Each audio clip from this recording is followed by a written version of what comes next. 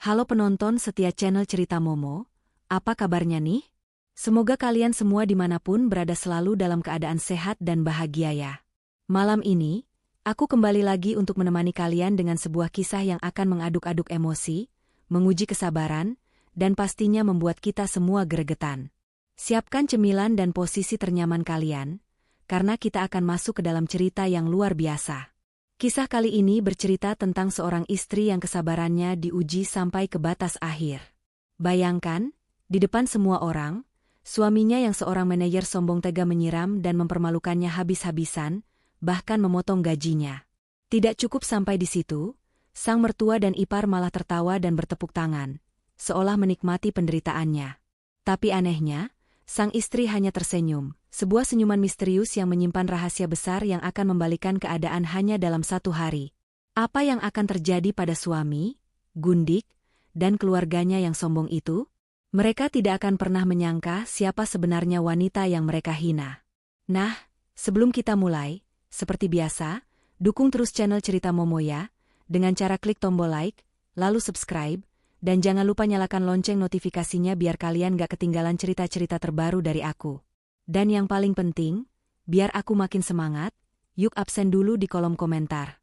Tulis nama kalian, asal kota, dan jangan lupa ketik, hadir. Aku pengen banget sapa kalian satu persatu. Udah siap? Kalau udah, yuk kita langsung masuk ke ceritanya.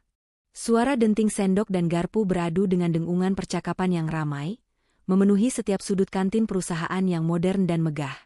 Aroma masakan lezat yang menguar dari konter makanan menciptakan suasana jam istirahat yang seharusnya menyenangkan bagi para karyawan. Dinding kaca besar di satu sisi ruangan menyuguhkan pemandangan taman hijau yang asri, sebuah kemewahan di tengah padatnya kota metropolitan. Disinilah para karyawan, dari staf junior hingga manajer level menengah, berbaur untuk sejenak melepaskan penat dari pekerjaan mereka. Di salah satu meja sederhana di sudut ruangan, Maya duduk dengan tenang, menyantap makan siangnya seorang diri. Ia sengaja memilih posisi itu, tempat di mana ia bisa mengamati hiruk-pikuk tanpa harus menjadi pusat perhatian. Penampilannya bersahaja, kemeja katun polos dan rok panjang yang sopan, sangat kontras dengan beberapa wanita di sekitarnya yang mengenakan pakaian bermerek dan riasan tebal. Bagi kebanyakan orang di kantor, Maya hanyalah seorang staf administrasi biasa. Pendiam, rajin, dan tidak pernah berbuat ulah. Tidak ada yang tahu bahwa wanita sederhana ini adalah istri dari Doni, salah satu manajer pemasaran yang paling disegani sekaligus paling dibenci di perusahaan. Maya baru saja akan menyuapkan sendok terakhirnya ketika suasana kantin yang semula riuh mendadak sedikit mereda. Semua mata tertuju pada pintu masuk, di mana sesosok pria berjalan dengan langkah angkuh, seolah-olah lantai keramik yang dipijaknya adalah karpet merah yang digelar khusus untuknya. Itulah Doni, suaminya. Dengan setelan mahal yang pas di badan dan sepatu kulit mengilap, ia memancarkan aura arogansi yang begitu kental. Namun, Doni tidak sendirian. Di lengannya, bergantung manja seorang wanita dengan gaun merah ketat yang memeluk tubuhnya. Rina, seorang staf pemasaran yang dikenal semua orang sebagai wanita simpanan Doni. Di belakang mereka, berjalan dua wanita parubaya dengan ekspresi tak kalah sombong. Ibu Sarah, ibu Doni yang selalu memandang rendah Maya, dan Santi, adik Doni yang mulutnya setajam silet. Kehadiran mereka berempat seperti awan hitam yang tiba-tiba menutupi langit cerah di kantin itu. Mereka adalah tamu istimewa Doni hari ini, sengaja diundang untuk pamer kekuasaan.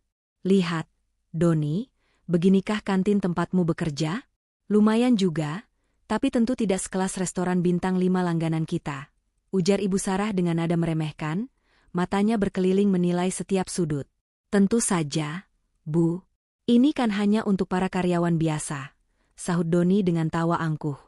Anggap saja ini tur untuk melihat bagaimana rakyat jelata makan siang. Santi terkikik geli. Benar, Mas. Kasihannya mereka, setiap hari harus makan di tempat seperti ini. Pandangan Doni menyapu seluruh ruangan, dan tatapannya terkunci pada sosok Maya di sudut. Sebuah senyum sinis terukir di bibirnya.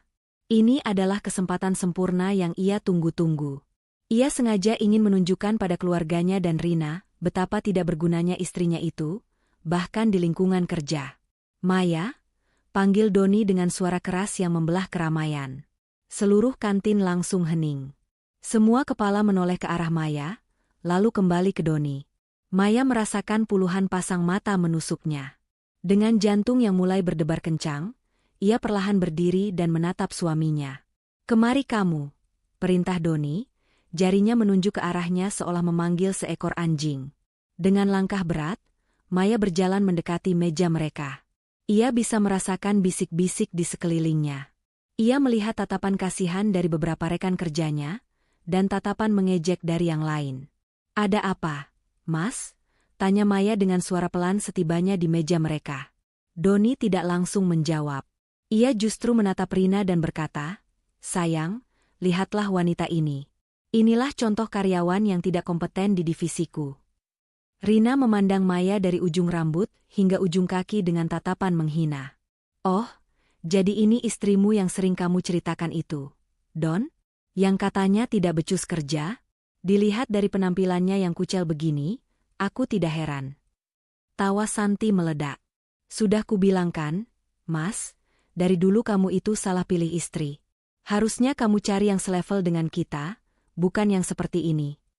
Ibu Sarah ikut menimpali, "Aku sebagai ibu malu punya menantu sepertimu, Maya. Membuat nama baik keluarga tercoreng saja. Tidak bisa dandan, tidak bisa kerja, tidak ada gunanya sama sekali." Hati Maya terasa seperti diremas. Dihina di depan umum oleh suaminya sendiri dan keluarganya adalah rasa sakit yang luar biasa. Namun, ia berusaha menahan air matanya. Ia tahu, menangis hanya akan memberi mereka kepuasan. "Laporan yang kamu serahkan kemarin, itu isinya sampah semua," bentak Doni, melanjutkan sandiwaranya. "Kamu pikir saya tidak memeriksanya? Angka-angka di dalamnya berantakan. Kamu mau membuat perusahaan rugi. Hah?"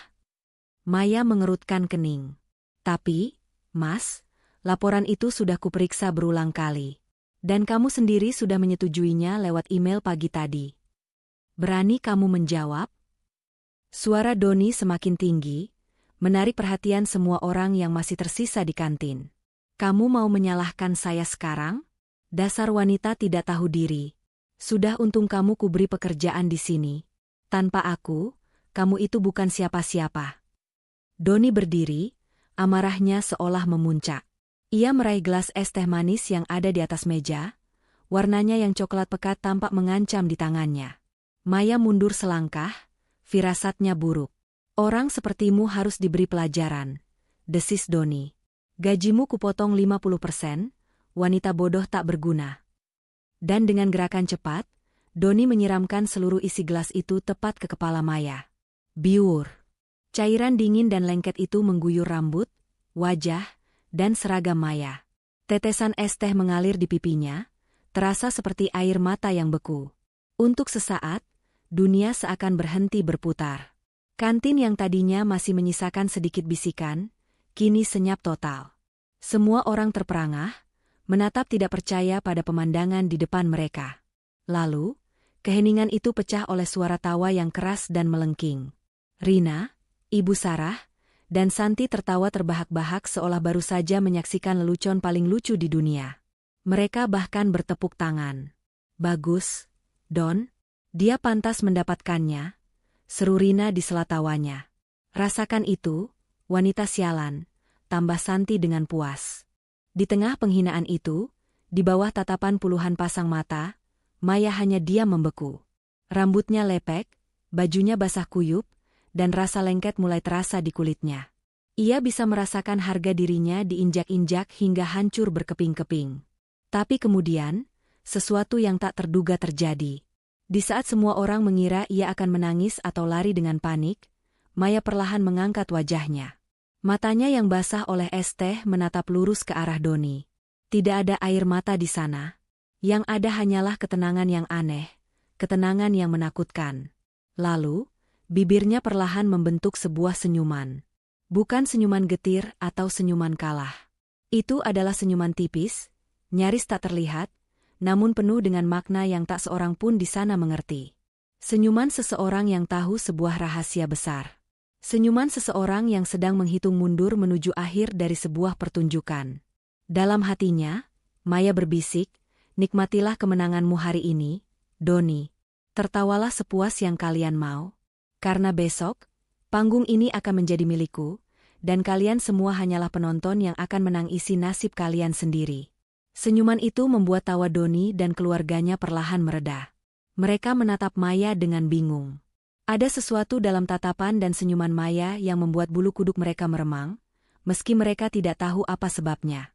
Tanpa mengucapkan sepatah kata pun lagi, Maya berbalik. Dengan punggung tegap dan langkah yang mantap, ia berjalan keluar dari kantin, meninggalkan jejak basah di lantai dan keheningan yang canggung di belakangnya. Setelah Maya menghilang di balik pintu, Doni berusaha mengembalikan kepercayaan dirinya. Lihat, dia bahkan tidak berani melawan, katanya dengan tawa yang dipaksakan. Namun, suasana di kantin sudah terlanjur rusak. Tatapan para karyawan kini bukan lagi kasihan, melainkan penuh dengan kecaman dan rasa jijik yang tertuju pada Doni dan keluarganya. Sementara itu, Maya tidak pergi ke mejanya. Ia berjalan lurus menuju toilet wanita. Di depan cermin besar, ia menatap pantulan dirinya yang acak-acakan. Wajahnya pucat, tapi matanya menyala dengan api tekad yang membara. Ia tidak menyeka sisa es teh di wajahnya. Sebaliknya, ia merogoh ponsel dari dalam sakunya. Jari-jarinya yang sedikit gemetar dengan cepat menemukan sebuah nama di kontak. Pak Wijaya. Ia menekan tombol panggil, dan menunggu. Saat panggilan itu tersambung, senyuman di wajahnya kembali muncul, kali ini lebih lebar dan lebih dingin. Halo, Pak Wijaya, sapanya dengan suara yang tenang namun mematikan. Waktunya telah tiba. Jalankan rencana kita. Pintu toilet berdebum pelan di belakang Maya, mengisolasinya dari dunia luar yang baru saja menjadi panggung penghinaannya. Di dalam bilik yang steril dan sunyi itu, satu-satunya suara adalah deru samar ventilasi dan detak jantungnya sendiri yang kini mulai tenang, berirama dengan tempo yang dingin dan terkendali. Ia masih memegang ponselnya, menempelkannya di telinga dengan jemari yang tidak lagi gemetar. Di seberang sana, suara berat dan penuh hormat milik Pak Wijaya terdengar, syarat dengan kekhawatiran. Ibu Maya? Apa Anda baik-baik saja? Saya baru saja mendengar keributan yang terjadi di kantin. Beberapa manajer melapor pada saya, ucap Pak Wijaya, nadanya profesional namun tidak bisa menyembunyikan keprihatinan yang tulus. Maya menatap pantulan dirinya di pintu bilik yang mengilap. Wajahnya masih berlepotan es teh, rambutnya lengket dan tak beraturan. Siapapun yang melihatnya akan mengira ia adalah wanita yang hancur dan kalah. Tapi sorot matanya menceritakan kisah yang berbeda. Saya baik-baik saja, Pak Wijaya, jawab Maya, suaranya terdengar sangat tenang, nyaris tanpa emosi. Justru, saya tidak pernah merasa lebih baik. Sandiwara ini sudah cukup. Saya sudah muak. Hening sejenak di seberang telepon. Pak Wijaya, seorang direktur bijaksana berusia akhir 50-an yang telah mengabdi pada keluarga Maya selama puluhan tahun, mengerti sepenuhnya arti dari kalimat itu. Saya mengerti, Bu. Apa yang harus saya lakukan? Jalankan semua yang sudah kita rencanakan selama 6 bulan terakhir. Perintah Maya, nadanya setajam baja. Besok pagi, saya mau semuanya selesai. Tidak ada lagi negosiasi, tidak ada lagi penundaan. Tim hukum, tim aset, dan HRD. Pastikan mereka semua bergerak serentak tepat pukul 9 pagi. Baik, Bu, jawab Pak Wijaya tanpa ragu. Semua dokumen sudah berada di tangan saya. Surat pemecatan untuk manajer Doni, Rina, dan Santi sudah saya siapkan dengan alasan pelanggaran etika berat dan penyalahgunaan wewenang. Tim hukum juga sudah siap dengan perintah penarikan aset perusahaan. Semuanya akan berjalan sesuai perintah Ibu. Bagus, kata Maya. Pastikan tidak ada satu barang pun yang tersisa di rumah itu. Mobil, perabotan, bahkan lukisan di dinding. Semua itu dibeli dengan fasilitas perusahaan yang disalahgunakannya. Saya mau mereka tidak punya apa-apa selain pakaian yang melekat di badan mereka. Siap dilaksanakan, Bu, tegas Pak Wijaya. Setelah ini, apa Ibu akan langsung pulang? Iya.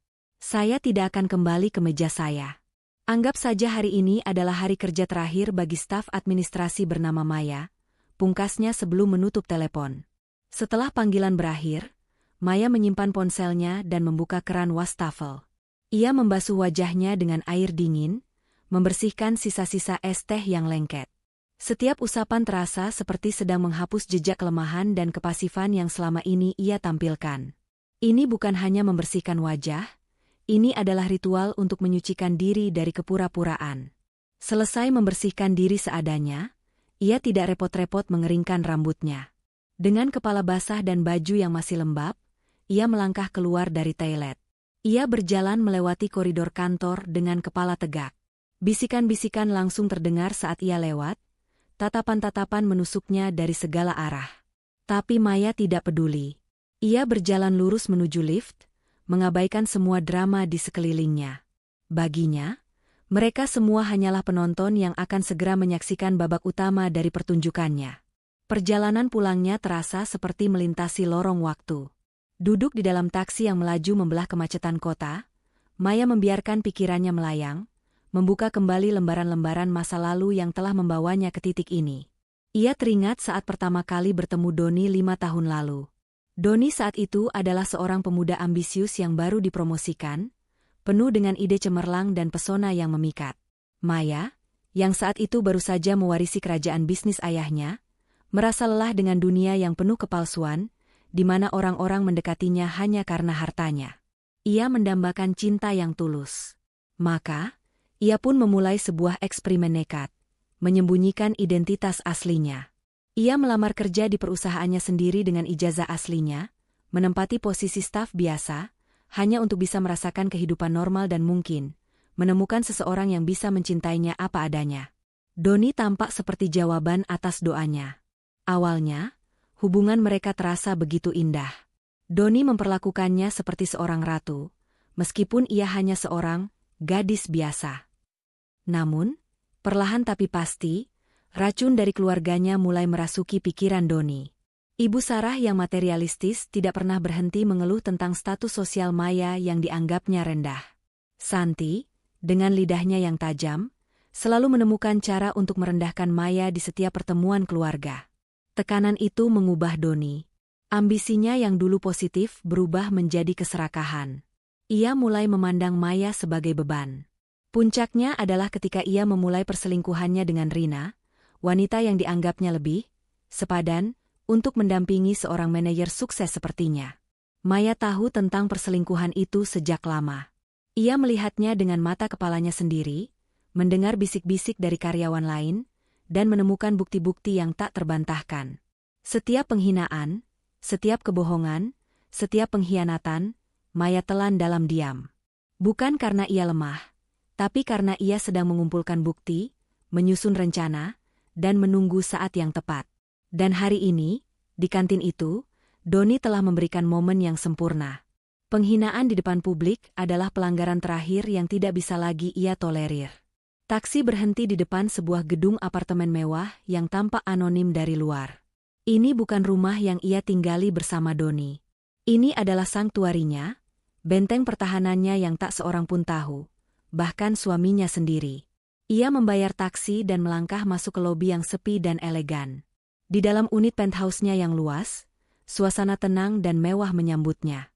Dinding kaca dari lantai ke langit-langit menyuguhkan pemandangan kota yang spektakuler. Perabotannya minimalis namun berkelas, menunjukkan selera tinggi pemiliknya. Inilah diri Maya yang sebenarnya. Hal pertama yang dilakukannya adalah melucuti seragam kerja yang lembab dan bernoda itu, melemparkannya ke keranjang cucian seolah membuang masa lalu yang kotor. Ia berdiri lama di bawah pancuran air hangat, membiarkan setiap tetesnya menghanyutkan sisa-sisa rasa sakit dan penghinaan. Saat ia melangkah keluar dari kamar mandi dengan balutan jubah sutra yang lembut, ia merasa seperti terlahir kembali. Ia duduk di depan laptopnya yang canggih. Layar menyala, menampilkan bukan hanya email biasa, melainkan dashboard analitik performa perusahaan, pergerakan saham, dan laporan keuangan real-time. Dengan beberapa klik, ia bisa melihat setiap transaksi dan keputusan yang terjadi di kerajaannya. Selama ini, ia memimpin dari balik bayang-bayang, dengan Pak Wijaya sebagai tangan kanannya di depan layar.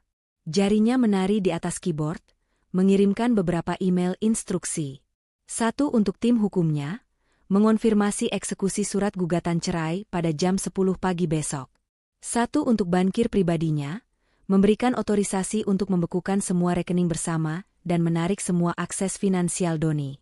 Terakhir, 1 untuk kepala tim keamanan, memberikan denah rumah dan titik-titik aset yang harus diamankan.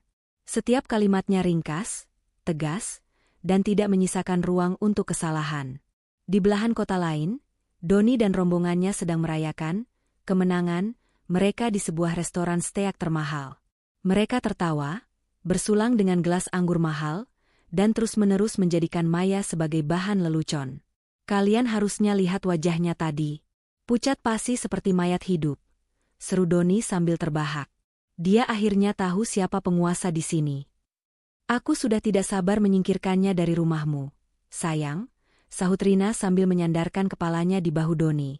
Aku akan mendekorasi ulang kamarnya menjadi walk-in closet untuk koleksi tasku. Ibu Sarah mengangguk setuju. Bagus. Ceraikan saja perempuan tak berguna itu secepatnya, Nak.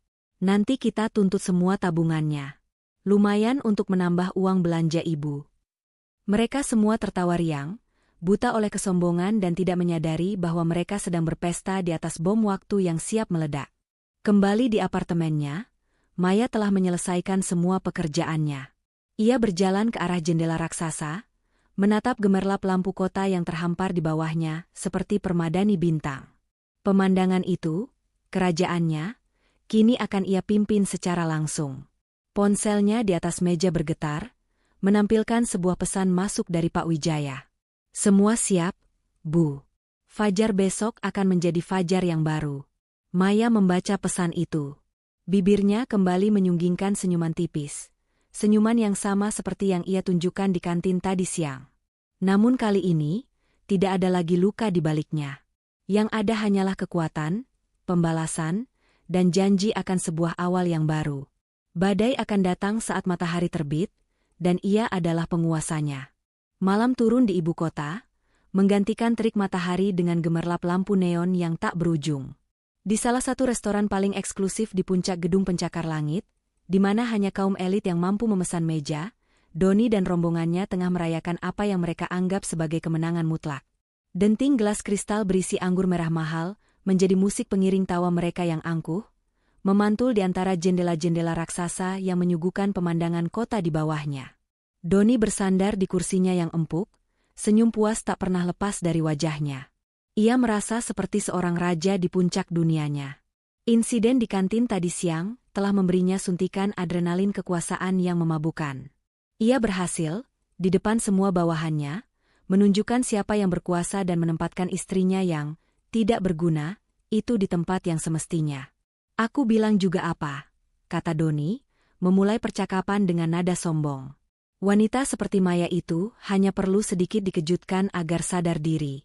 Kalian lihat sendiri kan bagaimana dia tadi? Diam 1000 bahasa, tidak berani melawan sedikit pun. Akhirnya dia tahu siapa pemimpin dalam rumah tangga ini. Rina, yang duduk di sampingnya, tertawa manja sambil mengusap lengan Doni. Kamu hebat sekali, sayang, tegas dan berwibawa. Itulah kenapa aku cinta padamu. Semua karyawan di kantor pasti akan semakin segan padamu besok. Mereka lihat sendiri, bahkan istrimu saja bisa kamu buat tak berdaya. Tentu saja. Timpal Ibu Sarah sambil memotong steak wagyu di piringnya dengan penuh semangat. Anakku memang harus begitu. Laki-laki itu harus jadi pemimpin. Jangan mau diinjak-injak istri. Ibu bangga padamu, Don. Kamu sudah benar-benar mempermalukan perempuan miskin itu. Rasakan akibatnya karena sudah berani menjadi bagian dari keluarga kita. Santi, yang sedang sibuk mengambil foto selfie dengan latar belakang pemandangan kota, ikut menambahkan, yang paling lucu itu ekspresinya saat disiram es teh. Bu, melongo seperti kerbau dicucuk hidungnya. Hahaha. Dan senyumannya itu, astaga, aneh sekali. Mungkin otaknya sedikit korslet karena kaget. Mereka semua tertawa terbahak-bahak, kembali mengenang setiap detail penghinaan yang mereka timpakan pada Maya. Mereka membedah setiap ekspresi, setiap gerakan, dan setiap keheningan Maya, lalu menafsirkannya sebagai tanda kekalahan dan kehancuran mental. Mereka merasa begitu superior, begitu tak tersentuh. Soal senyumannya itu, kata Doni, melambaikan tangannya dengan acuh. Jangan dipikirkan. Itu senyuman orang yang sudah putus asa. Dia tahu dia tidak punya apa-apa lagi. Karirnya di tanganku, hidupnya bergantung padaku. Dia tersenyum karena sudah pasrah menerima nasibnya yang sial. Baguslah kalau dia sudah pasrah, sahut Ibu Sarah dengan mata berbinar licik. Jadi proses perceraiannya nanti akan lebih mudah. Kamu harus segera mengurusnya, Don. Jangan ditunda-tunda lagi. Setelah itu, kamu bisa segera menikahi Rina. Rina ini baru menantu yang sepadan untuk ibu. Rina tersipu malu, namun matanya bersinar penuh kemenangan. Benar, sayang. Kita harus segera menikah. Aku sudah punya rancangan untuk pernikahan kita. Harus diadakan di hotel termewah. Undang semua pejabat dan rekan bisnismu. Biar semua orang tahu siapa istri seorang Doni yang sebenarnya. Dan rumah itu, lanjut Rina lagi, semangatnya semakin membara. Setelah perempuan itu pergi, aku mau renovasi total. Semua barang-barangnya yang murah dan kampungan itu harus dibuang. Aku mau interior desainer terbaik untuk mengubahnya menjadi istana kita. Doni mengangguk-angguk setuju, egonya membengkak setinggi gedung tempat mereka berada. Tentu saja, sayang. Apapun yang kamu mau, uang bukan masalah. Ia kemudian menoleh pada ibunya, soal cerai, ibu tenang saja. Aku akan pastikan Maya menandatangani suratnya tanpa mendapatkan sepeser pun. Justru, kita yang harus menuntut ganti rugi darinya. Ganti rugi karena sudah membuang-buang waktuku selama 5 tahun ini. Ide itu disambut gembira oleh Ibu Sarah dan Santi. Ide bagus, seru Ibu Sarah. Pasti dia punya sedikit tabungan dari gajinya selama ini. Kita kuras semuanya sampai habis. Biar dia kembali jadi gembel seperti sebelum bertemu denganmu. Setuju. Dan jangan lupa, Mas, tambah Santi. Setelah semua ini beres, aku minta posisi yang lebih baik di kantor. Asisten manajer. Mungkin? Tidak adil kalau aku terus-terusan jadi staf biasa, sementara kakakku seorang manajer hebat. Gampang. Semua bisa diatur. Jawab Doni dengan entengnya, seolah perusahaan itu adalah milik pribadinya. Malam itu, mereka membangun istana impian mereka di atas penderitaan Maya. Mereka merencanakan masa depan yang gemilang, membagi-bagi harta yang bukan milik mereka, dan menetapkan takdir orang lain sesuai kehendak mereka sendiri. Mereka memesan botol anggur kedua, lalu ketiga. Tawa mereka semakin keras, percakapan mereka semakin liar. Mereka buta dan tuli oleh kesombongan, tidak menyadari bahwa di luar gelembung kemewahan mereka, takdir sedang menulis ulang naskah drama kehidupan mereka dengan tinta hitam pekat. Ketika tagihan datang, jumlahnya fantastis, cukup untuk membayar sewa rumah sederhana selama setahun. Tanpa berkedip, Doni mengeluarkan kartu kredit berwarna hitam dari dompetnya dan menyerahkannya pada pelayan dengan angkuh. Kartu kredit itu adalah kartu tambahan, terhubung ke rekening utama yang tidak pernah ia pedulikan siapa pemilik sebenarnya. Baginya, itu adalah simbol status, bukti kesuksesannya. Perjalanan pulang di dalam mobil mewah terasa riuh. Dengan efek alkohol yang mulai terasa, mereka menyanyikan lagu-lagu dengan sumbang, terus menertawakan Maya dan merencanakan hari esok yang cerah. Besok pagi, aku akan melempar surat peringatan pemotongan gaji itu tepat di mejanya, kata Doni. Biar semua orang lihat. Aku mau dia benar-benar menderita di kantor. Aku tidak sabar melihat wajahnya, pekik Rina gembira. Saat mobil memasuki kompleks perumahan mewah mereka, suasana kemenangan semakin terasa. Rumah besar 2 lantai itu berdiri megah di bawah cahaya lampu taman, tampak seperti monumen keberhasilan Doni. Mereka sama sekali tidak sadar bahwa status mereka di rumah itu hanyalah sebagai peminjam fasilitas. Mereka masuk ke dalam rumah yang sunyi. Tidak ada tanda-tanda keberadaan Maya. Pasti dia mengurung diri di kamar, menangis seperti bayi, ejek Santi. Doni tersenyum sinis. Ia berjalan menaiki tangga menuju kamar yang biasa ditempati Maya. Pintu kamar itu tertutup rapat. Ia tidak repot-repot mengetuk. Ia hanya menempelkan bibirnya di daun pintu dan berbisik dengan nada penuh racun. Menangislah sepuasmu malam ini, wanita gagal. Nikmati sisa waktumu di istana ini. Karena sebentar lagi, kau akan kutendang keluar dari sini dan kembali ke tempat sampah asalmu. Setelah mengucapkan kalimat kejam itu, ia tertawa pelan dan berbalik, melangkah menuju kamarnya sendiri di mana Rina sudah menunggunya. Malam itu, Doni, Rina, Ibu Sarah, dan Santi tertidur dengan lelap. Tidur mereka nyenyak, dihiasi mimpi-mimpi indah tentang kekayaan, kekuasaan, dan masa depan yang cemerlang. Mereka terbuai dalam kemenangan palsu, tidak mendengar suara detak jam di dinding yang tanpa ampun terus bergerak maju, menghitung mundur sisa-sisa waktu kemewahan mereka menuju fajar penghakiman yang akan segera tiba. Fajar merekah di ufuk timur, mengirimkan berkas-berkas cahaya keemasan yang menembus jendela-jendela besar di rumah mewah itu. Namun, keindahan pagi itu sama sekali tidak terserap oleh para penghuninya yang tengah terjaga dengan semangat yang meluap-luap. Di ruang makan yang megah, aroma kopi dan roti panggang berbaur dengan aura kemenangan yang pekat. Ibu Sarah dan Santi sudah duduk di meja makan, berceloteh riang sambil merencanakan hari belanja mereka. Tak lama kemudian, Doni dan Rina turun dari lantai atas, berjalan beriringan dengan mesra. Doni telah mengenakan setelan kerja terbaiknya, sementara Rina memakai gaun kantor yang elegan dan mahal. Mereka tampak seperti pasangan penguasa, siap untuk menaklukkan dunia, atau setidaknya, kantor mereka. Selamat pagi, calon menantu kesayangan ibu. Sapa Ibu Sarah dengan senyum lebar saat melihat Rina.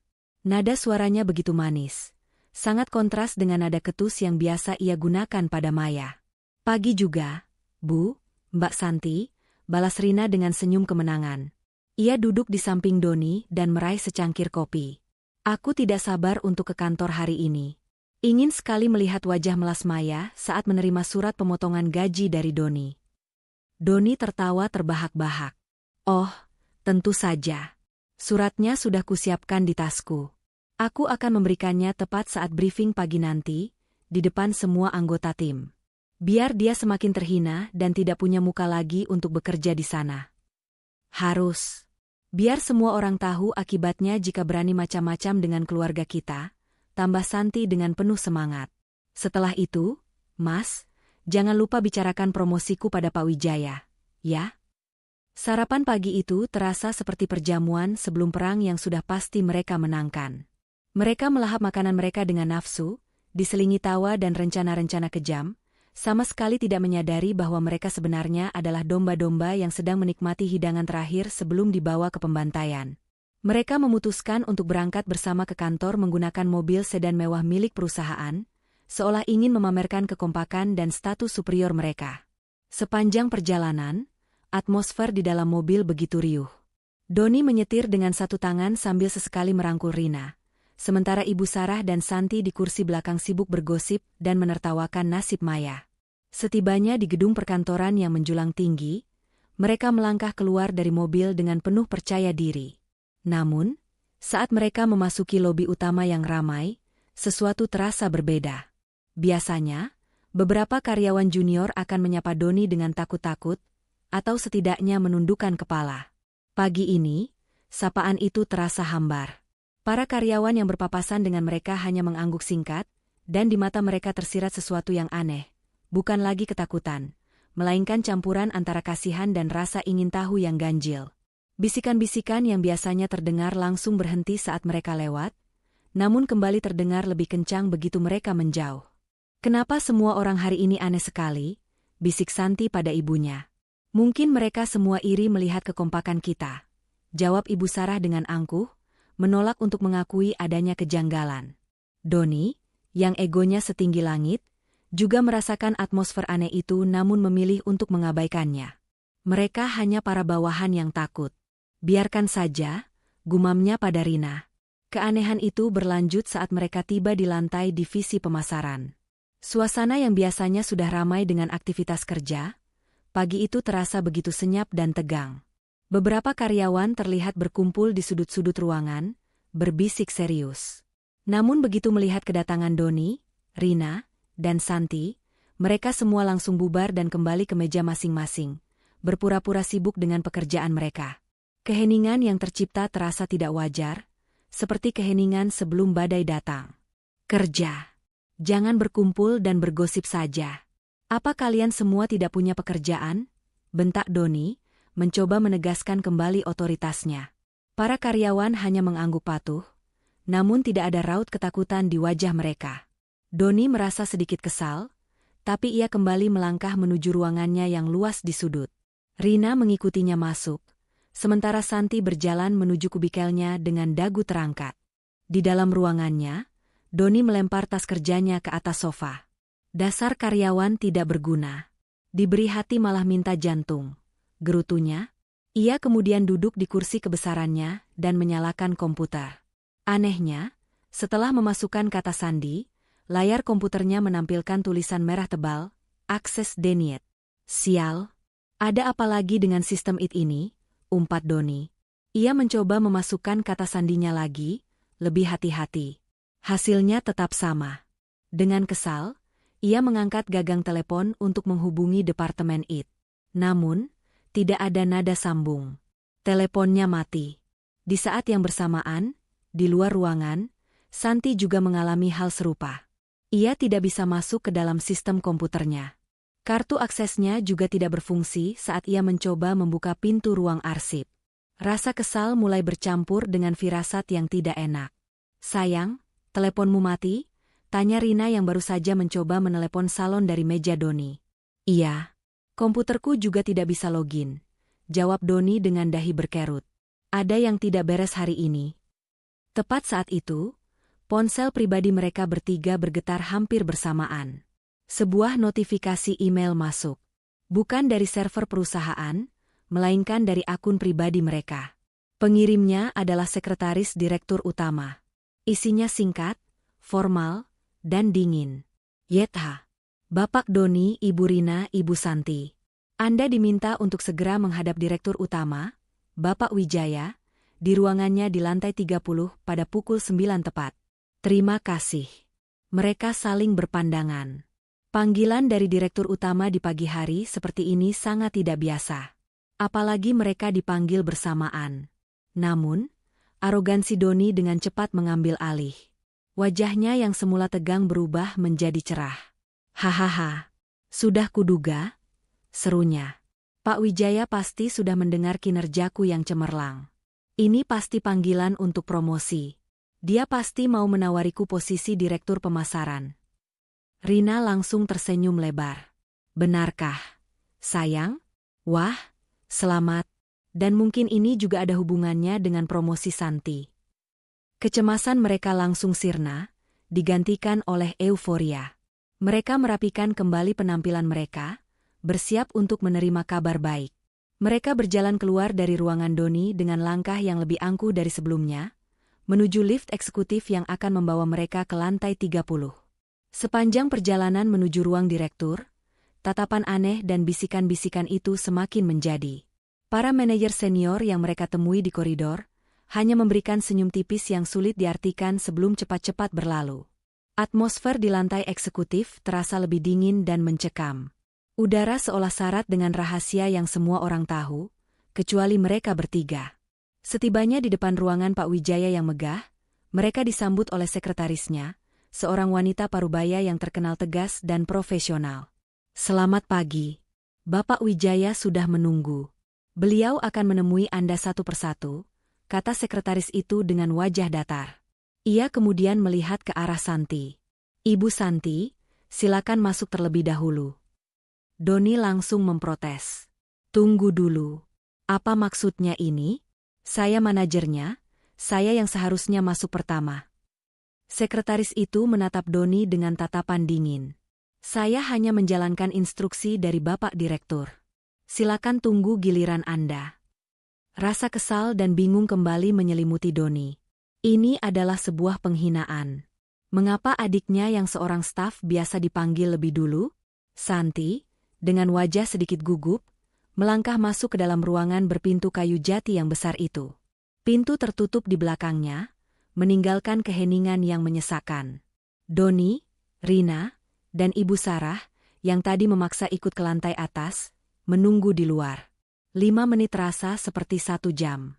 Tidak ada suara apapun dari dalam ruangan. Doni mondar-mandir dengan gelisah, sementara Rina mencoba menenangkannya, meskipun ia sendiri mulai merasa cemas. Lalu, pintu itu terbuka. Santi melangkah keluar, namun ia bukan lagi Santi yang angkuh seperti beberapa menit yang lalu. Wajahnya pucat pasi seperti kertas. Matanya kosong menatap lurus ke depan, dan kedua tangannya gemetar hebat. Di tangannya yang terkepal, tergenggam sebuah amplop putih. Ia berjalan melewati mereka bertiga seperti robot, seolah tidak mengenali mereka lagi. "Santi, ada apa?" "Apa kata Pak Wijaya?" tanya Ibu Sarah panik sambil mengguncang lengan anaknya. Santi tidak menjawab. Ia hanya terus berjalan dengan tatapan kosong, air mata mulai mengalir di pipinya tanpa suara. Sebelum Doni dan Rina sempat mencerna apa yang terjadi, sekretaris itu kembali bersuara dengan nada yang sama datarnya. "Ibu Rina, sekarang giliran Anda." Rina membeku di tempatnya. Melihat kondisi Santi, semua pikiran tentang bonus dan pujian langsung menguap. Jantungnya berdebar kencang, firasat buruk yang paling gelap kini merayap di benaknya. Ia menatap Doni dengan mata memohon, seolah meminta pertolongan. Tapi Doni sendiri hanya bisa menatapnya dengan wajah bingung dan cemas. Pagi yang mereka kira akan menjadi panggung kemenangan, kini perlahan berubah menjadi awal dari sebuah mimpi buruk. Rina melangkah masuk ke dalam ruangan direktur utama dengan lutut yang terasa lemas. Pintu kayu yang berat itu tertutup di belakangnya dengan bunyi klik yang seolah mengunci nasibnya. Di dalam, ruangan itu terasa dingin dan begitu luas. Sebuah meja mahoni raksasa mendominasi ruangan, dan di baliknya, duduklah Pak Wijaya. Wajahnya tenang, nyaris tanpa ekspresi, namun matanya yang tajam menatap Rina seolah bisa menembus semua kepura-puraan yang selama ini ia bangun. "Selamat pagi, Pak," sapa Rina, suaranya bergetar. Ia berusaha tersenyum, namun yang terbentuk hanyalah sebuah seringai kaku yang menyedihkan. "Ada yang bisa saya bantu?"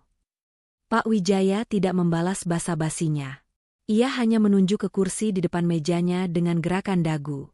"Duduk." Perintah singkat itu membuat Rina semakin ciut.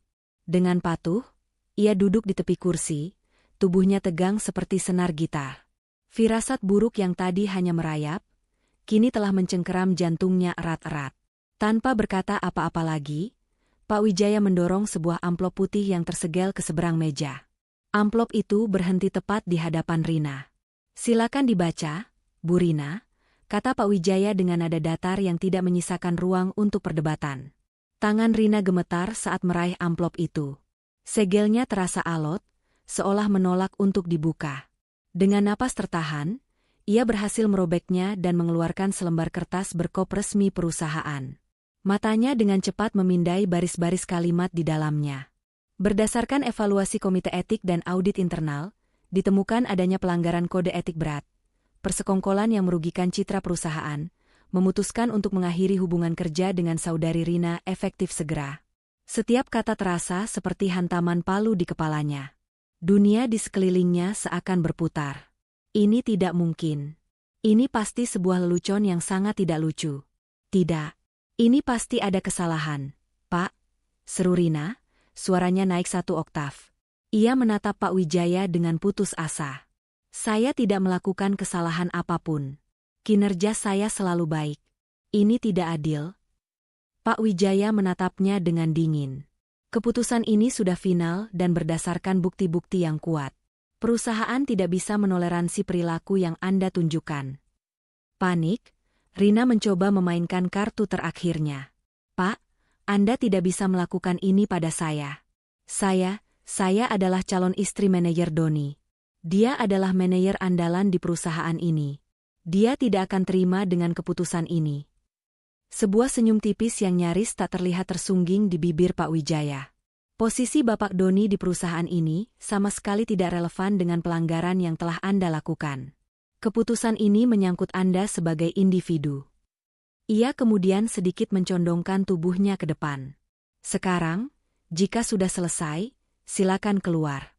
2 orang petugas keamanan akan mengantar Anda ke meja Anda untuk mengambil barang-barang pribadi. Anda diberi waktu 15 menit. Harapan terakhir Rina hancur berkeping-keping. Nama Doni yang selama ini menjadi tamengnya ternyata tidak berguna sama sekali. Kepalanya terasa kosong. Ia mencoba untuk memprotes lagi, tetapi tidak ada suara yang keluar dari tenggorokannya.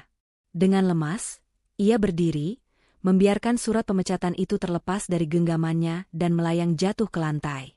Ia berjalan keluar dari ruangan itu seperti zombie, tatapannya kosong, sama persis seperti Santi beberapa saat yang lalu. Di luar, Doni dan Ibu Sarah langsung mengerubunginya. "Ada apa, Rina? Apa yang terjadi?" tanya Doni dengan nada panik yang tak bisa disembunyikan. Rina hanya menggeleng pelan, air matanya mulai berlinang. Ia tidak mampu berkata-kata. Melihat kondisi Rina yang sama hancurnya dengan Santi, kepanikan Doni berubah menjadi amarah. Arogansinya kembali mengambil alih, menutupi rasa takutnya. Ini pasti ulah Pak Wijaya yang iri dengan kesuksesannya. Ia harus meluruskan masalah ini. "Bapak Doni, sekarang giliran Anda." Suara sekretaris itu terdengar seperti lonceng kematian. Dengan rahang mengeras, Doni melangkah masuk, membanting pintu sedikit lebih keras dari yang seharusnya. "Pak Wijaya, bisa Anda jelaskan apa yang terjadi di sini?" serunya tanpa menunggu dipersilakan duduk. "Kenapa Anda memecat staf saya dan calon istri saya tanpa alasan yang jelas? Anda pikir siapa Anda?" Pak Wijaya berdiri dari kursinya. Posturnya yang tinggi dan tenang justru membuatnya tampak lebih mengintimidasi. "Saya adalah direktur utama perusahaan ini, Doni. Dan saya sedang menjalankan tugas saya," jawabnya dengan suara yang dalam dan dingin. Ia berjalan pelan mengitari mejanya, berhenti beberapa langkah di depan Doni. "Dan tugas saya hari ini," lanjutnya, menatap lurus ke mata Doni, "adalah untuk memberitahu Anda bahwa Anda dipecat." Kata, "dipecat," itu menghantam Doni seperti sebuah bogem mentah. Untuk sesaat, ia tidak bisa bernapas. "Apa? Dipecat? Anda pasti sudah gila. Saya manajer paling berprestasi di sini. Proyek restrukturisasi digital, kampanye pemasaran global, semua itu sukses besar di tangan saya. Anda tidak punya dasar untuk memecat saya." "Oh, kami punya banyak sekali dasar," balas Pak Wijaya dengan tenang. Ia kembali ke mejanya dan mengambil sebuah map tebal. Penyalahgunaan wewenang untuk menekan bawahan.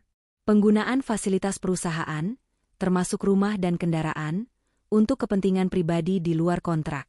Tindakan asusila yang mencoreng nama baik perusahaan. Dan puncaknya. Pak Wijaya berhenti sejenak, tatapannya semakin tajam. "Perlakuan tidak manusiawi dan penghinaan publik terhadap salah satu karyawan kita di kantin, kemarin siang." Doni terkesiap. Insiden di kantin itu disebut. Itu masalah pribadi saya. Bukan urusan perusahaan. Saat Anda melakukannya di properti perusahaan, pada jam kerja, dan terhadap karyawan lain, itu 100% menjadi urusan perusahaan, tegas Pak Wijaya. Anda telah menciptakan lingkungan kerja yang beracun dan penuh ketakutan. Dan perusahaan ini tidak akan lagi menoleransinya. Doni tertawa getir, tawa orang yang terpojok. "Saya tidak akan terima ini. Saya akan bawa masalah ini ke Dewan Direksi. Saya akan menuntut. Saya akan bicara pada pemilik perusahaan ini." "Silakan saja," jawab Pak Wijaya, "tapi saya pastikan Anda akan kalah. Karena keputusan ini datang langsung dari pemilik perusahaan." Doni membeku. "Pemilik? Siapa pemiliknya? Selama ini tidak ada yang pernah tahu siapa dia." Pak Wijaya tersenyum misterius. "Percayalah, Doni, Anda mengenalnya. Bahkan, Anda mengenalnya jauh lebih baik dari yang Anda kira." Kalimat itu membuat kepala Doni semakin pusing. Apa maksudnya? Siapa yang ia kenal? Sebelum ia sempat berpikir lebih jauh, Pak Wijaya mendorong sebuah amplop yang sama ke arahnya. "Ini surat Anda," katanya. "Semua fasilitas Anda, termasuk akses perbankan perusahaan, rumah dinas, dan kendaraan, akan ditarik kembali efektif hari ini juga. Petugas keamanan sudah menunggu Anda di bawah. Anda punya waktu 1 jam untuk mengambil barang-barang pribadi Anda dari rumah, di bawah pengawasan. Setelah itu, Anda dilarang keras untuk menginjakan kaki di properti perusahaan manapun." Penyebutan rumah dan mobil membuat kenyataan pahit itu menghantam Doni dengan kekuatan penuh. Ini bukan hanya kehilangan pekerjaan. Ini adalah kehilangan segalanya. Kehilangan gaya hidup, status, dan kemewahan yang selama ini ia puja. Kekuatan seolah terkuras dari kakinya.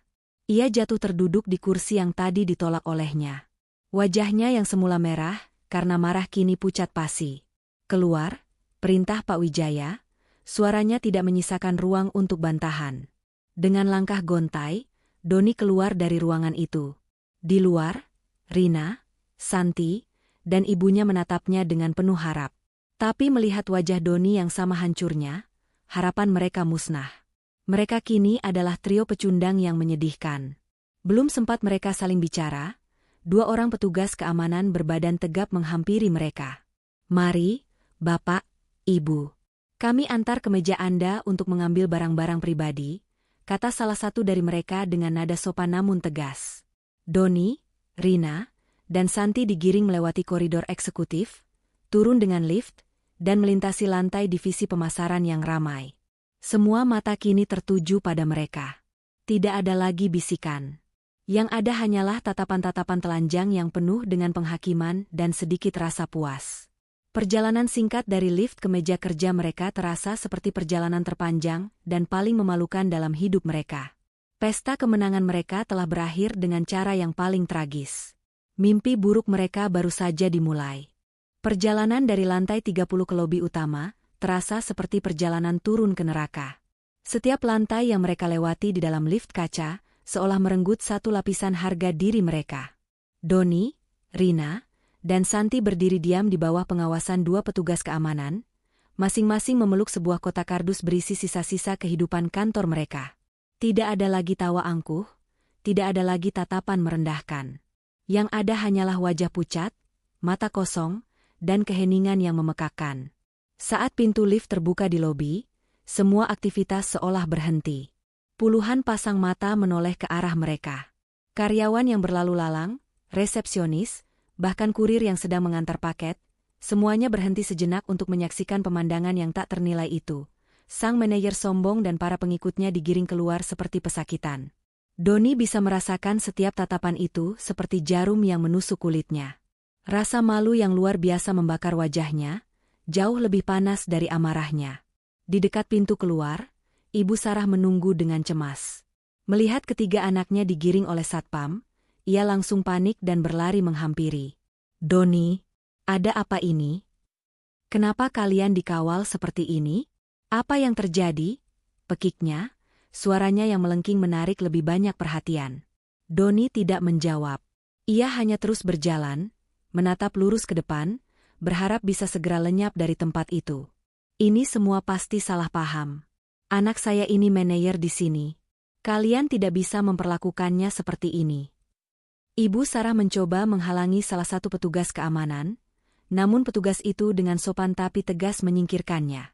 "Mohon maaf, Bu, kami hanya menjalankan tugas," kata petugas itu. Akhirnya, mereka tiba di pintu kaca raksasa yang memisahkan lobi dengan dunia luar. Pintu itu bergeser terbuka, dan mereka didorong dengan lembut untuk keluar. Saat pintu itu kembali tertutup di belakang mereka, bunyinya terdengar begitu final, seperti pintu penjara yang dikunci. Mereka berempat kini berdiri di trotoar yang sibuk, di bawah terik matahari siang, memeluk kotak masing-masing, terdampar dan kebingungan. Sopir pribadi yang biasanya sudah menunggu dengan mobil yang dingin ber-AC, tidak terlihat dimanapun. Keheningan yang canggung menyelimuti mereka selama beberapa saat, sebelum akhirnya pecah oleh isak tangis Santi. "Habislah kita, habislah semuanya," ratapnya. Ledakan emosi Santi seolah menjadi pemantik. Ibu Sarah, yang otaknya akhirnya bisa mencerna kenyataan pahit itu, langsung menoleh ke arah Rina dengan tatapan membunuh. "Ini semua gara-gara kamu, perempuan sialan," teriaknya sambil menunjuk wajah Rina. "Sejak kamu dekat dengan anakku, semuanya jadi berantakan. Kamu itu pembawa sial." Rina, yang juga berada di puncak keputusasaan, tidak terima disalahkan. "Kenapa jadi salahku?" balasnya dengan histeris. "Bukan aku yang memecat mereka. Tanyakan saja pada anak kesayanganmu ini. Apa yang sudah dia perbuat sampai kita semua jadi begini? Beraninya kamu menyalahkan anakku." "Diam.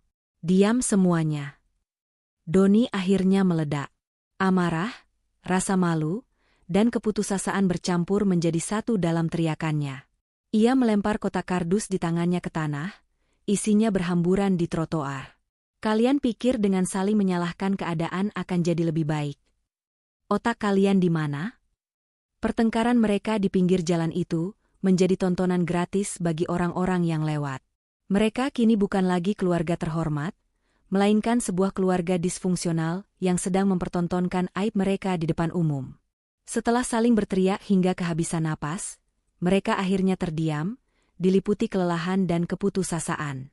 Mereka harus pulang. Tapi bagaimana? Dengan enggan, Doni memanggil sebuah taksi biasa. Pemandangan keluarga yang berpakaian mahal itu berdesakan masuk ke dalam taksi sempit sambil membawa kotak-kotak kardus adalah sebuah ironi yang menyakitkan. Sepanjang perjalanan, tidak ada yang bicara. Hanya suara isak tangis Santi dan Rina yang sesekali terdengar, beradu dengan suara klakson kendaraan di luar. Saat taksi memasuki gerbang utama kompleks perumahan mereka, secercah harapan muncul di benak Doni. Setidaknya, mereka masih punya rumah. Tempat untuk bersembunyi, tempat untuk memikirkan langkah selanjutnya. Namun, harapan itu langsung musnah dan digantikan oleh horor yang tak terbayangkan saat taksi berbelok ke jalan di depan rumah mereka.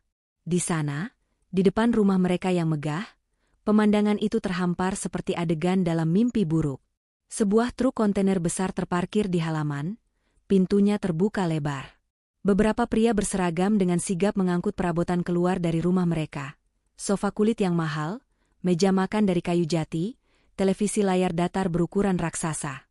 Di jalan, sebuah mobil derek sedang bersiap untuk mengangkut mobil sport milik Rina yang terparkir di garasi. Tidak. Doni berteriak dari dalam taksi. Ia melempar beberapa lembar uang pada sopir dan melompat keluar, bahkan sebelum taksi berhenti sempurna. Hei, berhenti. Apa yang kalian lakukan? Kalian semua perampok. Ibu Sarah, Rina, dan Santi ikut berlari keluar. Mata mereka terbelalak ngeri melihat isi rumah mereka dilucuti di depan mata mereka sendiri.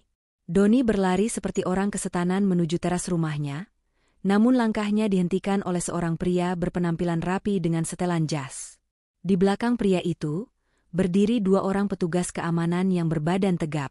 "Selamat siang, Bapak Doni," sapa pria itu dengan tenang. "Perkenalkan, nama saya Budi, saya dari tim manajemen aset perusahaan. Kami di sini untuk menjalankan surat perintah resmi." "Surat perintah apa?" "Ini rumah saya. Saya membelinya dengan uang saya sendiri," raung Doni, wajahnya merah padam. Pria bernama Budi itu hanya tersenyum tipis. "Saya rasa ada kesalahpahaman, Pak. Rumah ini, beserta kedua mobil dan seluruh isinya, terdaftar sebagai aset perusahaan yang diberikan kepada Anda sebagai fasilitas jabatan. Mengingat jabatan Anda sudah tidak ada lagi, maka sesuai kontrak kerja yang Anda tanda tangani, semua fasilitas ini harus dikembalikan kepada perusahaan." Budi menyodorkan sebuah map berisi dokumen-dokumen legal. Doni merebutnya dengan kasar. Tangannya gemetar saat membaca setiap klausul yang tertera. Semuanya benar. Ia memang menandatangani kontrak itu dulu, tapi ia tidak pernah benar-benar membacanya. Ia terlalu silau dengan kemewahan yang ditawarkan. Di belakangnya, Ibu Sarah sudah tidak bisa lagi menahan diri.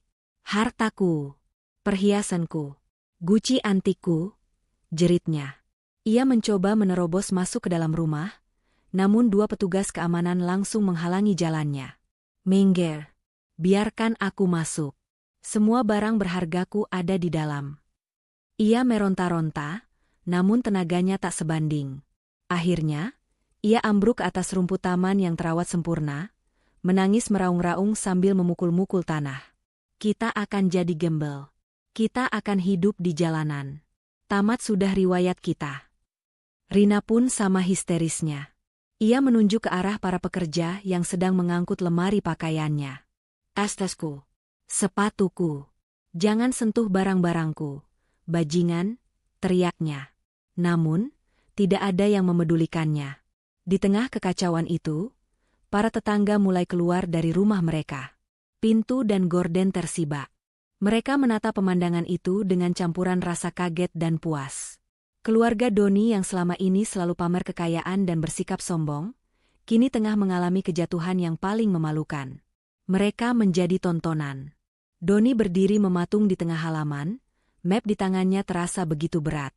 Suara jeritan ibunya, tangisan Rina, dan tatapan para tetangga menghantamnya dari segala arah. Ia merasa seperti telanjang di tengah keramaian. Kekuatannya seolah lenyap, digantikan oleh kehampaan yang dingin. Pria bernama Budi itu mendekatinya lagi. "Bapak Doni dan keluarga," katanya dengan nada yang tetap profesional. "Kami berikan waktu 30 menit. Anda semua boleh masuk untuk mengambil barang-barang yang sifatnya pribadi dan esensial. Pakaian, dokumen-dokumen penting, dan album foto. Hanya itu. Tim kami akan mengawasi. Silakan." Perintah itu adalah belas kasihan terakhir yang terasa seperti penghinaan terbesar. Dengan langkah gontai, disaksikan oleh para tetangga, mereka berempat digiring masuk ke dalam rumah mereka untuk terakhir kalinya. Bagian dalam rumah itu sudah porak-poranda. Ruang tamu yang dulu megah kini kosong melompong, menyisakan gema langkah kaki mereka yang terdengar menyedihkan. Dinding-dinding yang dulu dihiasi lukisan mahal kini telanjang, menampakkan bekas paku yang seperti luka menganga. Mereka berjalan ke kamar masing-masing, mengambil koper, dan mulai memasukkan sisa-sisa kehidupan mereka yang masih diizinkan untuk mereka bawa. Di luar, suara mesin truk yang dinyalakan terdengar seperti genderang kematian bagi kemewahan mereka. Waktu 30 menit terasa seperti kilatan petir yang menyambar. Di dalam rumah yang kini terasa asing dan kosong, Doni, Rina, Ibu Sarah, dan Santi bergerak panik seperti tikus di dalam labirin. Mereka memasukkan pakaian dan sisa-sisa harga diri mereka ke dalam koper-koper, diiringi isak tangis dan saling menyalahkan dalam bisikan-bisikan putus asa. Tepat saat mereka menyeret koper terakhir mereka menuju pintu depan, siap untuk diusir ke jalanan, deru mesin mobil yang halus terdengar berhenti tepat di halaman rumah. Bukan suara truk pengangkut barang, melainkan suara mobil mewah yang jauh lebih berkelas dari apapun yang pernah mereka miliki. Sontak, langkah mereka terhenti. Melalui pintu yang terbuka lebar, mereka melihat sebuah sedan hitam legam yang mengilap berhenti dengan anggun. Seorang pria berjas rapi, seorang sopir pribadi, turun dan dengan sigap membuka pintu belakang. Semua mata terpaku pada pintu itu. Sepasang sepatu hak tinggi yang elegan menjejak aspal terlebih dahulu, diikuti oleh sesosok wanita yang melangkah keluar dengan aura kekuasaan yang tak terbantahkan. Ia mengenakan setelan bisnis berwarna putih gading yang dirancang sempurna, rambutnya ditata rapi, dan wajahnya yang dihiasi riasan tipis memancarkan ketenangan yang dingin. Jantung Doni, Rina, Ibu Sarah, dan Santi seolah berhenti berdetak. Dunia mereka seakan membeku. Wanita itu adalah Maya. Namun, ini bukanlah Maya yang mereka kenal. Bukan staf administrasi pendiam yang mereka hina kemarin. Ini adalah versi lain dari Maya, seorang wanita yang tatapannya tajam dan posturnya memancarkan otoritas mutlak. Pak Wijaya dan Pak Budi, sang pengacara, yang sejak tadi mengawasi proses pengosongan rumah, langsung menghampiri Maya dan menundukkan kepala dengan penuh hormat. Semua instruksi sudah hampir selesai dilaksanakan. "Ibu Maya," lapor Pak Budi. Mendengar panggilan, "Ibu Maya," yang penuh takzim itu, lutut Ibu Sarah terasa lemas. Doni menatap pemandangan itu dengan napas tercekat. Kebingungan di otaknya mulai berubah menjadi sebuah kengerian yang tak terlukiskan. "Ma Maya?" Doni berhasil mengeluarkan suara, terdengar serak dan gemetar. Apa yang kamu lakukan di sini? Kenapa? Kenapa mereka memanggilmu seperti itu?" Maya melangkahkan kakinya perlahan, mendekati mereka berempat yang berdiri mematung seperti sekumpulan patung lilin yang mulai meleleh. Tatapannya menyapu mereka satu persatu, dingin dan menusuk. Ia berhenti tepat di hadapan Doni, suaminya yang kini menatapnya seolah melihat hantu. Lalu, dengan suara yang tenang namun menggema di tengah keheningan yang mencekam, Maya mengucapkan kalimat yang menghancurkan dunia mereka. "Karena akulah pemiliknya, Doni," katanya. "Aku adalah pemilik perusahaan tempatmu dulu bekerja. Aku pemilik rumah ini, mobil-mobil itu, dan semua kemewahan yang selama ini kau nikmati seolah itu milikmu." Hening. Bahkan angin seolah berhenti berembus. Kalimat itu menghantam mereka seperti badai. Ibu Sarah terhuyung ke belakang, mulutnya ternganga tanpa suara, wajahnya pucat pasi. Rina menatap Maya dengan ngeri, citra wanita, kucel, yang ia hina kemarin hancur berkeping-keping, digantikan oleh sosok raksasa yang kini berdiri di hadapannya. Dan Doni, di benaknya terngiang kembali kalimat misterius Pak Wijaya, Anda mengenalnya jauh lebih baik dari yang Anda kira. Semuanya kini menjadi jelas. Kebohongan ini, sandiwara ini, ternyata jauh lebih besar dari yang pernah ia bayangkan. Kekuatan di kakinya lenyap. Ia jatuh berlutut di atas halaman rumput, bukan untuk memohon, tapi karena syok yang begitu dahsyat hingga tubuhnya tak mampu lagi menopang. Maya menatap suaminya yang kini berlutut di kakinya, hancur dan tak berdaya. Tidak ada raut kasihan di wajahnya. "Selamat datang di kenyataan," ucap Maya dengan dingin, sebelum berbalik badan. Pertunjukan baru saja dimulai. Kenyataan yang diungkapkan oleh Maya menggantung di udara, seperti awan badai yang siap meledak. Untuk beberapa saat yang terasa abadi, tidak ada yang bergerak dan tidak ada yang bersuara. Mereka berempat, Doni, Rina, Ibu Sarah, dan Santi, hanya bisa menatap sosok Maya yang berdiri tegak dengan tatapan ngeri. Orang pertama yang tersadar dari kelumpuhan syok adalah Ibu Sarah. Naluri untuk bertahan hidup dan ketakutan akan kemiskinan yang hina mengalahkan semua kesombongannya. Dengan gerakan panik yang kikuk, ia melepaskan pegangannya pada koper dan berlari tertatih-tatih ke arah Maya, lalu tanpa ragu menjatuhkan dirinya dan memeluk kaki Maya. "Nak Maya, ampuni ibu, nak," jeritnya, air mata buaya langsung membanjiri wajahnya yang pucat. Ia bersujud, mencium debu di sepatu mahal menantunya yang baru saja ia sadari adalah seorang ratu. "Ibu tidak tahu, nak. Sungguh, ibu buta. Maafkan semua perkataan ibu. Kami mohon, jangan usir kami. Kami mau tinggal di mana? Makan apa nanti? Tolong, kasihani kami, nak Maya." Melihat tindakan ibunya, Santi pun ikut tersadar. Ia menjatuhkan dirinya ke tanah dan merangkak mendekat, menangis tersedu-sedu. "Iya, Mbak Maya, maafkan kami, Mbak. Kami semua salah. Kami hilaf. Tolong jangan hukum kami sekejam ini, Mbak. Kami mohon." Rina, di sisi lain, membeku ketakutan. Ia sadar posisinya adalah yang paling buruk. Dengan putus asa, ia mencoba menyelamatkan dirinya sendiri. "Ibu Maya," katanya dengan suara gemetar, Saya tidak terlibat sedalam mereka. Saya hanya dipengaruhi oleh Doni. Dia yang memaksa saya. Tolong, Bu, lepaskan saya. Saya akan pergi jauh dan tidak akan pernah mengganggu hidup ibu lagi." Di tengah paduan suara permohonan yang menyedihkan itu, Doni akhirnya mengangkat wajahnya dari posisi berlututnya. Matanya merah dan bengkak. Pria yang kemarin siang begitu angkuh, kini tampak begitu hancur dan hina. Dengan sisa-sisa tenaganya, ia merangkak di atas lututnya, mendekati wanita yang pernah menjadi istrinya, wanita yang telah ia injak-injak harga dirinya. Ia meraih ujung jemari Maya dengan tangannya yang gemetar. "Maya, sayang, maafkan aku," bisiknya, suaranya parau oleh tangis yang tertahan. Aku buta, Maya. Aku dibutakan oleh kesombongan, oleh uang, oleh hasutan mereka. Tapi percayalah, jauh di dalam hatiku aku masih mencintaimu." Ia menatap Maya dengan tatapan memelas yang paling menyedihkan. "Beri aku satu kesempatan lagi, Maya. Hanya satu. Aku akan ceraikan Rina detik ini juga. Aku akan usir mereka semua dari hidup kita. Kita bisa mulai dari awal lagi, seperti dulu. Aku mohon padamu demi pernikahan kita, Maya, ampuni aku." Seluruh drama itu berlangsung di bawah tatapan dingin Maya. Ia membiarkan mereka menangis, membiarkan mereka bersujud, membiarkan mereka mengeluarkan semua penyesalan palsu mereka. Wajahnya tetap tenang, hatinya sekeras baja. Perlahan, ia menarik kakinya dari pelukan Ibu Sarah. Ia menyentakkan tangannya hingga terlepas dari genggaman Doni. Ia menatap mereka semua satu persatu dari atas ke bawah, seolah sedang mengamati serangga-serangga yang malang. "Permohonan kalian," kata Maya, suaranya pelan namun terdengar jelas oleh semua orang, "tidak lahir dari penyesalan, tapi dari ketakutan.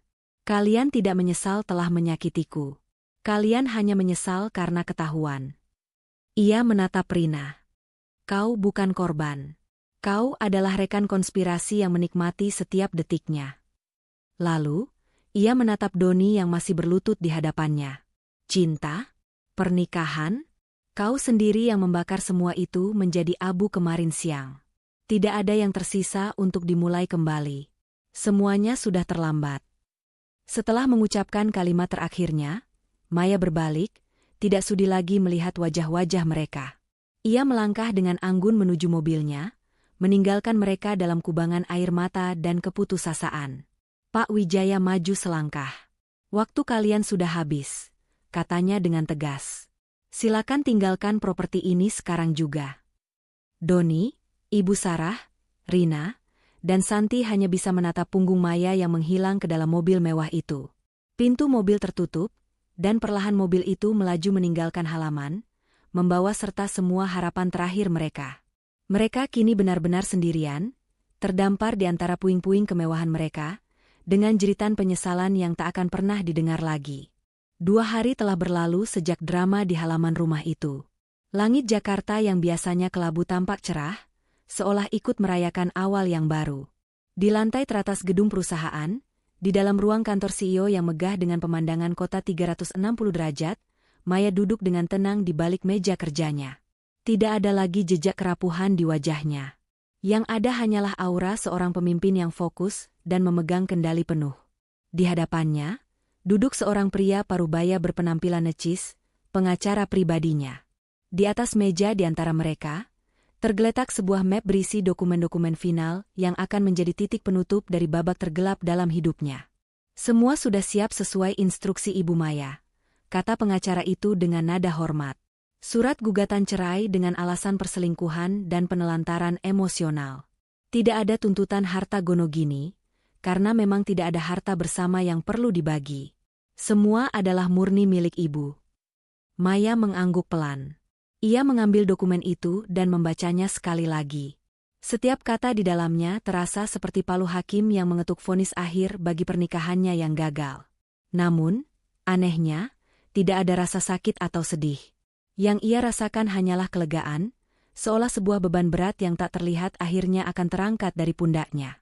Ia mengambil sebuah pulpen mewah dari tempatnya, membuka tutupnya, dan tanpa ragu sedikitpun, membubuhkan tanda tangannya di atas materai. Goresan tintanya tegas dan mantap, sama seperti keputusannya.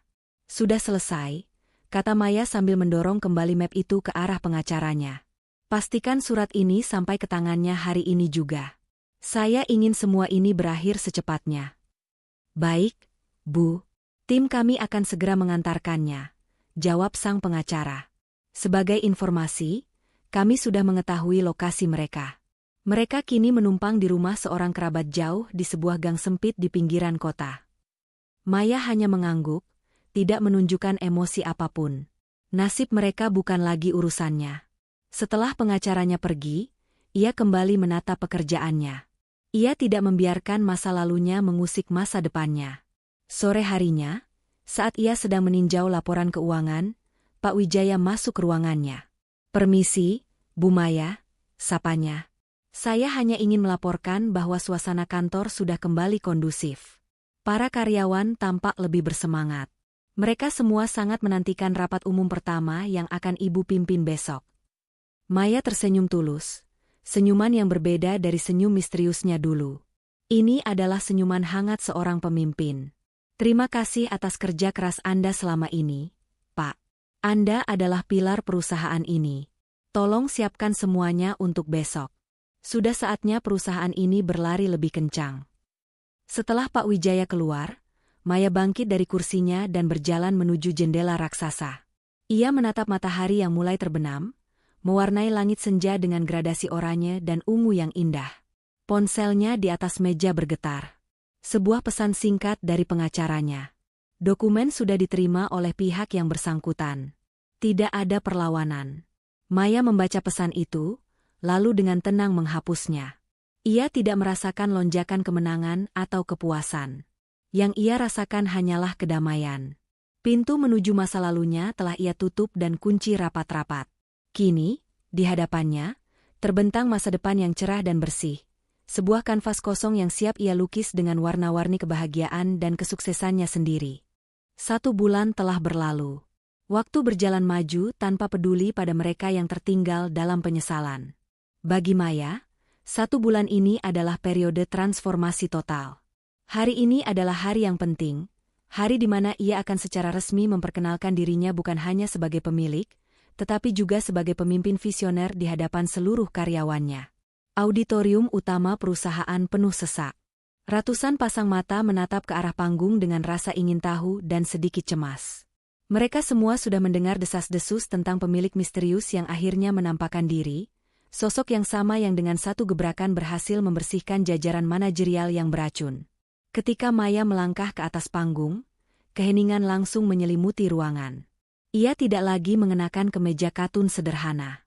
Hari ini, ia memakai gaun kerja berwarna biru navy yang memancarkan profesionalisme dan keanggunan.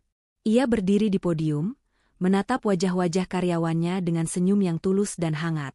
"Selamat pagi, semuanya," sapanya, suaranya yang tenang dan jelas menggema di seluruh ruangan melalui pengeras suara. "Saya tahu, banyak dari Anda yang mungkin bertanya-tanya, siapa saya? Nama saya Maya, dan selama ini, saya adalah pemilik dari perusahaan yang kita banggakan ini." Riuh rendah kekagetan terdengar di antara para hadirin. Mereka yang pernah melihatnya sebagai staf administrasi biasa kini menatapnya dengan mulut ternganga. "Saya sengaja bekerja di antara kalian selama beberapa tahun terakhir," lanjut Maya. "Saya ingin melihat perusahaan ini dari dekat, bukan dari laporan-laporan di atas kertas. Saya ingin merasakan langsung denyut nadinya, memahami tantangannya, dan yang terpenting, mengenal orang-orang hebat yang menjadi tulang punggungnya." Ia berhenti sejenak, matanya menatap berkeliling, mencoba terhubung dengan para karyawannya. "Saya juga melihat hal-hal yang tidak seharusnya terjadi. Saya melihat budaya kerja yang dibangun di atas ketakutan, bukan rasa hormat. Saya melihat arogansi, bukan kolaborasi. Dan saya berjanji pada diri saya sendiri, saat saya mengambil alih kepemimpinan, semua itu harus berakhir." Restrukturisasi yang terjadi beberapa waktu lalu mungkin mengejutkan bagi sebagian dari Anda. Tapi saya ingin menegaskan, itu bukanlah akhir, melainkan awal. Awal dari sebuah era baru bagi perusahaan kita. Era di mana setiap suara didengar, setiap ide dihargai, dan setiap individu dihormati, tidak peduli apapun jabatannya. Kita akan membangun perusahaan ini bersama-sama, dengan fondasi integritas, inovasi, dan rasa kekeluargaan yang sejati. Pidato Maya yang singkat namun penuh makna itu disambut dengan tepuk tangan yang gemuruh. Para karyawan, yang selama ini bekerja di bawah tekanan, merasa mendapatkan secercah harapan. Setelah acara selesai, Maya tidak langsung kembali ke ruangannya. Ia turun dari panggung, menyalami para karyawannya, mendengarkan keluh kesah mereka, dan tertawa bersama mereka. Ia menunjukkan bahwa ia adalah pemimpin yang membumi, bukan ratu yang duduk di menara gading. Kehidupan Maya telah menemukan ritmenya yang baru. Hari-harinya diisi dengan pekerjaan yang ia cintai, dikelilingi oleh orang-orang yang menghormatinya dengan tulus. Malam harinya, ia habiskan di apartemennya yang damai, membaca buku, atau sekadar menikmati secangkir teh hangat sambil menatap pemandangan kota. Luka masa lalunya telah sembuh, meninggalkan bekas tipis yang hanya berfungsi sebagai pengingat akan kekuatan yang ia temukan dalam dirinya. Ia benar-benar bahagia. Sementara fajar baru menyingsing cerah dalam kehidupan Maya, di sudut lain kota yang kumuh dan terlupakan, malam seolah tak pernah berakhir bagi Doni dan keluarganya. Mereka kini tinggal di sebuah rumah kontrakan petak dengan 2 kamar sempit di sebuah gang yang becek dan berbau apak. Dindingnya lembab dan catnya mengelupas di sana-sini. Suara bising dari tetangga yang bertengkar dan lalu lalang pedagang kaki lima, menjadi musik latar kehidupan baru mereka yang menyedihkan. Kemewahan telah lenyap tanpa sisa. Mereka makan seadanya, seringkali hanya nasi dengan mie instan. Ibu Sarah, yang dulu selalu tampil glamor, kini tampak seperti wanita tua yang kelelahan dan penuh amarah. Setiap hari ia habiskan untuk mengomel dan menyalahkan semua orang atas nasib mereka. "Lihat. Gara-gara kesombonganmu, Doni, kita sekarang hidup seperti ini," omelnya pada suatu sore saat mereka duduk di lantai beralaskan tikar tipis. "Coba saja dulu kamu tidak macam-macam. Coba saja kamu rawat istrimu yang ternyata kaya raya itu. Kita pasti masih hidup enak." Santi, yang baru pulang dari pekerjaan barunya sebagai kasir di sebuah minimarket, membanting tasnya dengan kesal. "Sudahlah, Bu, jangan mulai lagi. Aku lelah. Gajiku kecil, pekerjaanku berat, dan ibu hanya bisa mengeluh setiap hari. Rina sudah lama pergi. Seminggu setelah mereka diusir, ia sadar bahwa tidak ada lagi yang bisa diharapkan dari Doni. Ia kabur tanpa pamit, membawa serta sisa-sisa harga dirinya, dan kabarnya kini bekerja sebagai pelayan di sebuah warung makan di luar kota. Dan Doni, ia adalah sosok yang paling hancur. Setiap hari ia habiskan dengan melamun di sudut ruangan yang pengap. Reputasinya di dunia kerja sudah hancur lebur. Tidak ada satupun perusahaan yang mau menerimanya. Ia telah masuk daftar hitam. Pria yang dulu begitu gagah dan berkuasa, kini hanyalah bayangan dari dirinya sendiri. Tubuhnya kurus, matanya cekung, dan sorotnya kosong. Malam itu, saat ibunya dan adiknya kembali bertengkar hebat karena masalah uang yang sepele, Doni hanya menatap bayangan dirinya di cermin kecil yang retak. Ia melihat seorang pecundang. Seorang pria yang memiliki segalanya di genggaman tangannya, istri yang tulus, dan ternyata luar biasa kaya, karir yang cemerlang, kehidupan yang mewah, dan ia menghancurkan semuanya dengan tangannya sendiri hanya karena kesombongan dan kebodohan. Penyesalan adalah racun yang menggerogotinya setiap detik, setiap hari. Ia sering menangis dalam diam di tengah malam, bukan karena merindukan kemewahannya, tetapi karena merindukan kesempatan yang telah ia sia-siakan. Ia teringat